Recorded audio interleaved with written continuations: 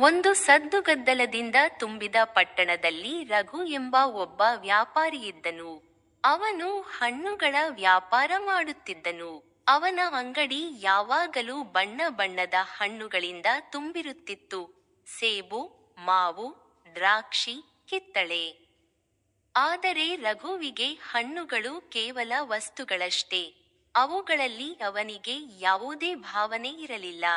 ಅವನಿಗೆ ಮುಖ್ಯವಾದದ್ದು ಲಾಭ ಮಾತ್ರ. ಪ್ರತಿ ಬೆಳಗ್ಗೆ ಅವನು ಮಾರುಕಟ್ಟೆಗೆ ಹೋಗಿ ಅಗ್ಗದ ದರಕ್ಕೆ ಹಣ್ಣುಗಳನ್ನು ಖರೀದಿಸಿ ತನ್ನ ಅಂಗಡಿಯಲ್ಲಿ ಹೆಚ್ಚು ಬೆಲೆಯಲ್ಲಿ ಮಾರುತ್ತಿದ್ದನು.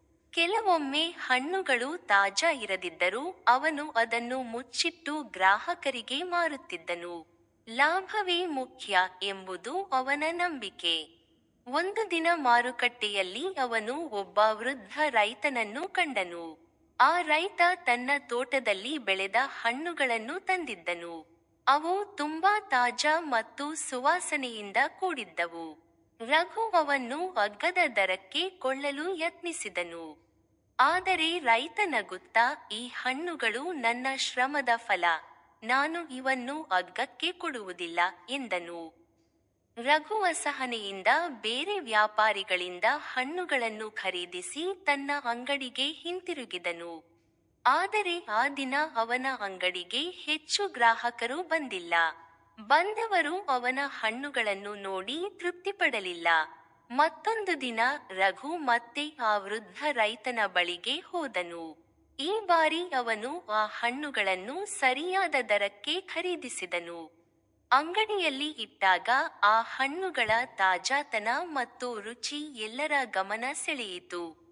ಗ್ರಾಹಕರು ಸಂತೋಷದಿಂದ ಖರೀದಿಸಿದರು. ಆ ದಿನ ರಘುವಿಗೆ ಒಂದು ಹೊಸ ಅನುಭವವಾಯಿತು. ಗ್ರಾಹಕರು ಅವನಿಗೆ, "ಇಂದು ಹಣ್ಣುಗಳು ತುಂಬಾ ಚೆನ್ನಾಗಿವೆ" ಎಂದು ಹೇಳಿದರು. ಆ ಮಾತುಗಳು ಅವನ ಮನಸ್ಸಿಗೆ ತಟ್ಟಿದವು.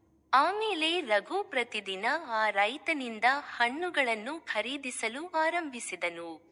ಅವನು ಹಣ್ಣುಗಳ ಗುಣಮಟ್ಟವನ್ನು ಗಮನಿಸಿ ಮಾರಾಟ ಮಾಡತೊಡಗಿದನು. ಹಾಳಾದ ಹಣ್ಣುಗಳನ್ನು ಮಾರುವುದನ್ನು ನಿಲ್ಲಿಸಿದನು. ನಿಧಾನವಾಗಿ ಅವನ ಅಂಗಡಿ ಪ್ರಸಿದ್ಧಿಯಾಯಿತು. ಒಂದು ದಿನ ರಘು ರೈತನನ್ನು ಕೇಳಿದನು, "ನಿಮ್ಮ ಹಣ್ಣುಗಳಲ್ಲಿ ಏನೋ ವಿಶೇಷತೆ ಇದೆ. ಅದರ ರಹಸ್ಯವೇನು?" ರೈತ ನಗುತ್ತಾ, "ನಾನು ಹಣ್ಣುಗಳನ್ನು ಬೆಳೆಸುವಾಗ ಅವುಗಳನ್ನು ಕೇವಲ ಬೆಳೆ ಎಂದು ನೋಡಲ್ಲ. ಅವು ನನ್ನ ಮಕ್ಕಳಂತೆ.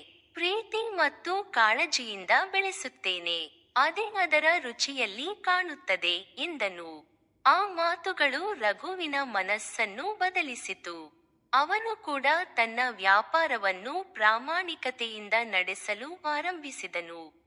ಹಣ್ಣುಗಳನ್ನು ಕೇವಲ ವಸ್ತುಗಳಂತೆ ಅಲ್ಲ, ಪ್ರಕೃತಿಯ ವರವಾಗಿ ನೋಡಲು ಪ್ರಾರಂಭಿಸಿದನು.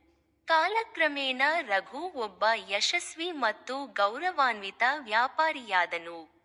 ಜನರು ಅವನನ್ನು ನಂಬಿಕೆಯಿಂದ ನೋಡುತ್ತಿದ್ದರು.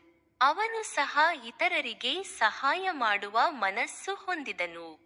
ಈ ಕಥೆ ನಮಗೆ ಹೇಳುವುದೇನೆಂದರೆ, ಪ್ರಾಮಾಣಿಕತೆ ಮತ್ತು ಪ್ರೀತಿಯಿಂದ ಮಾಡಿದ ಕೆಲಸವು ಸದಾ ಯಶಸ್ಸು ತರುತ್ತದೆ. ಹಣ್ಣುಗಳಂತೆಯೇ ನಮ್ಮ ಕೆಲಸದಲ್ಲೂ ಸಿಹಿ ಬರಲು ನಮ್ಮ ಮನಸ್ಸು ಶುದ್ಧವಾಗಿರಬೇಕು. ಕೆಂಪು ಸೇಬು ಹೊಳೆಯುವ